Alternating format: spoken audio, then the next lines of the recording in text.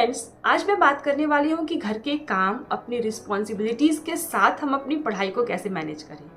Welcome to स्त्री corner. मैं हूँ आपकी फ्रेंड आराधना। आप में से मेरी बहुत सी फ्रेंड्स हैं जो अपनी शादी के 2 साल, 4 साल, 7 साल, इवन 11 साल बाद अपनी पढ़ाई को रीस्टार्ट किया है। अब अगर इतने टाइम बाद आपने अपनी पढ़ाई स्टार्ट की है तो इसका कुछ तो स्ट्रॉन्ग रीज़न होगा ही। मैंने अपनी शादी के 2 साल बाद अपनी पढ़ाई स्टार्ट की, इसके पीछे मेरा अपना रीज़न था।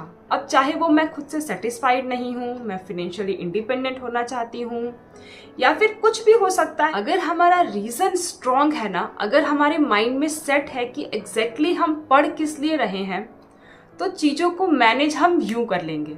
बस मेरी पढ़ाई का एक रीज़न है कि मुझे क्यों पढ़ना है, मैं क्या करना चाहती हूँ, जिसके लिए मैंने फिर से अपनी पढ़ाई स्टार्ट की है। अब बात करते हैं सेकेंड एंड मोस्ट इम्पॉर्टेंट। अगर आप एक हाउसवाइफ हैं या फिर एक वर्किंग वुमेन हैं, आप वर्क फ्रॉम होम करती हैं, कुछ भी है, उसके साथ आप अपनी कॉम्पिटिटिव एग्जाम्स की तैयारी कर रही हैं, तो सबसे पहले आपका जो मॉर्निंग है ना, वो एक पावरफुल मॉर्निंग होनी चाहिए। और ये पावरफुल मॉर्निंग होगा कैसे? अगर आपकी जो नाइट थी ना, वो डीप नाइट रहेगी। अब आप सोच रहे होंगे मैं ये बोल क्या रही हूँ, powerful morning, deep night. Deep night से मेरा मतलब है कि आपकी जो पिछली रात है ना, उसमें आप गहरी नींद में सोनी चाहिए। अब वो गहरी नींद में हम कैसे सोएंगे, ये हम पे डिपेंड करता है। इसके 2 रीज़न होते हैं। एक, अगर हम फिजिकली थके हुए हैं तब तो हम रात में गहरी नींद में सोते हैं, और दूसरा, जब हम मेंटली फ्री होते हैं, रिलैक्स होते हैं। ये दोनों ही फैक्टर्स अगर मिसिंग रहेंगे ना, तो हम चाहे कुछ भी हो जाए गहरी नींद में नहीं सो पाते हैं। अगर आप रात भर सो के भी उठी हैं ना, फिर भी आप अगली मॉर्निंग फ्रेश नहीं रहेंगी अगर आप गहरी नींद नहीं सोई हैं। और अगर आपने सिर्फ 5 घंटे की नींद ली है बट आपने रात में गहरी नींद सोए हैं, तो आपका जो नेक्स्ट मॉर्निंग है ना, वो एकदम फ्रेश रहेगा, एकदम पावरफुल मॉर्निंग रहेगी। तो इसके लिए ज़रूरी है कि आप मेंटली शांत रहें।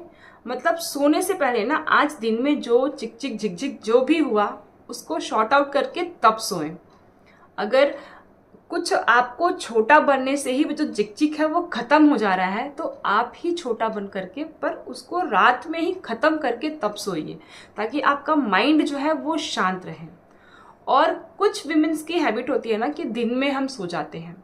अगर आपकी भी हैबिट है कि दिन में सोने की, तो उस हैबिट को चेंज करिए। जब आप दिन में सोएंगी नहीं, जब दिन में आप 1 घंटे 1.5 घंटे की नींद नहीं लेंगी ना, तो आपकी बॉडी थकेगी, और वो जो थकान है ना, वो आप जब रात में सोएंगी तो आपको गहरी नींद आएगी। ये 2 चीज़ें आप करके सोएंगी तो आप गहरी नींद में सोएंगी, और जो नेक्स्ट मॉर्निंग है ना, वो आपकी बहुत ही अच्छी होगी। जब हमारी दिन की शुरुआत अच्छी होती है, तो ये तो हम सबको पता है कि हमारा पूरा दिन कितना अच्छा जाता है। हम एक्टिव रहेंगे, मोटिवेटेड रहेंगे, तो हमने जो भी अपना टारगेट रखा है ना, वो कंप्लीट कर पाएंगे। अब बात करते हैं थर्ड पॉइंट, कि हमने अपनी पढ़ाई तो स्टार्ट कर दी, बट अपने टारगेट तक पहुंचने के लिए हमने कुछ तो प्लान बनाया होगा।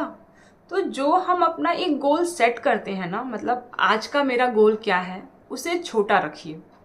क्योंकि हम जोश जोश में गोल तो सेट कर लेते हैं, बट क्योंकि जो इतने सालों से हम अपने घर को संभालते हुए आए हैं, जो इतनी सारी रिस्पॉन्सिबिलिटीज़ खुद के कंधों पे लेके चलते हुए आए हैं, उसकी वजह से ना कई बार हम अगर हमने बड़ा गोल सेट कर लिया, तो हम उस पूरे दिन में उसको अचीव नहीं कर पाते। और जब रात में होगा ना कि यार हमने तो ये टारगेट सेट किया था, ये तो हमारा कंप्लीट ही नहीं हुआ, तब हमारा जो मोटिवेशन लेवल है ना, वो अचानक से गिर जाता है। तो इसके लिए इम्पॉर्टेंट है कि आप अपने डेली का जो टारगेट है वो छोटा छोटा रखिए। आपने अभी पढ़ाई स्टार्ट की है, तो छोटे छोटे जब आप टारगेट रखेंगी ना, और जब डेली अपने टारगेट को कंप्लीट कर लेंगी, तो आपका मोटिवेशन लेवल भी इन्हेंस होगा, आपका मोटिवेशन बढ़ेगा, और अगले दिन आप और अच्छे से अपने टारगेट को कंप्लीट करेंगी। बट अगर आपने जोश जोश में बड़ा टारगेट रख लिया, उसको कंप्लीट नहीं कर पाए क्योंकि इतने सारे काम भी तो है सर पे, तो आपका जो एक पॉजिटिविटी है ना, वो कहीं ना कहीं कम होने लग जाएगी। इस चीज़ को याद रखिएगा कि आपको अपना डेली टारगेट छोटा रखना है। अब नेक्स्ट मैं बात करूँगी टाइम टेबल। हम जब भी अपनी पढ़ाई स्टार्ट करते हैं ना, तो टाइम टेबल हम सब सेट करते हैं कि हमारा टाइम टेबल ऐसा होगा, हम इतने दिनों में इस पोर्शन को ख़त्म करेंगे, एक दिन में हमें इतना कर लेना है, इतने से इतने बजे तक हमें पढ़ना है। और ये सारी चीज़ें जब हम अपने दिमाग पे प्रेशर लेके चलते हैं ना कि यार हमें टाइम टेबल फॉलो करना है, फॉलो करना है, फॉलो करना है, इसका जब हम टेंशन लेके चलते हैं ना तो होता कुछ नहीं है। बस टेंशन से हम जो पढ़ते हैं वो भी भूल जाते हैं और पढ़ भी नहीं पाते हैं। तो आप टाइम टेबल फॉलो करने का प्रेशर मत लीजिए, आप सिर्फ इतना याद रखिए कि आपको पढ़ना है।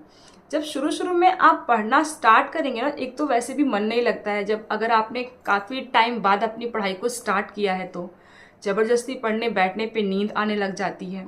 तो थोड़ा सा टाइम तो लगेगा यार, जब हमने इतना सारा कंटिन्यूटी हमारी ब्रेक हो गई है, हमारा माइंड जो है वो टोटली डाइवर्ट हो चुका है इतने सारे कामों में, तो रूटीन पे आने में थोड़ा सा टाइम तो लगेगा ही।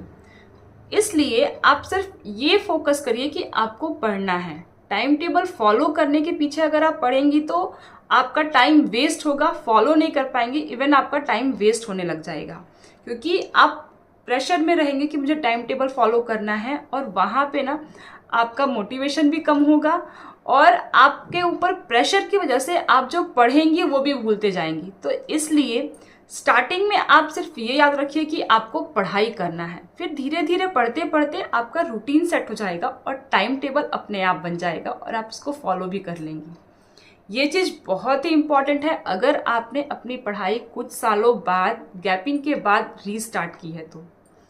अब मैं बात करती हूँ उनके लिए जिनका बेबी है, बेबी छोटा है। तो ये तो देखिए हमारी रिस्पॉन्सिबिलिटी है, अगर बेबी है तो फर्स्ट प्रायोरिटी तो बच्चा ही है, क्योंकि अगर आज उस पर हम ध्यान नहीं देंगे तो कल को उसकी जितनी भी कमियां रहेंगी ना वो सब भी हमें ही भुगतनी पड़ेगी, हमें ही फेस करनी पड़ेगी और उसका फ्यूचर भी बिगड़ेगा। आप समझ सकते हैं मेरा मतलब क्या है कि अगर हम आज अपने बच्चे पे ध्यान नहीं देंगे तो कल हमें ही सारी चीज़ें फेस करनी पड़ेंगी। फर्स्ट प्रायोरिटी बच्चे को दीजिए।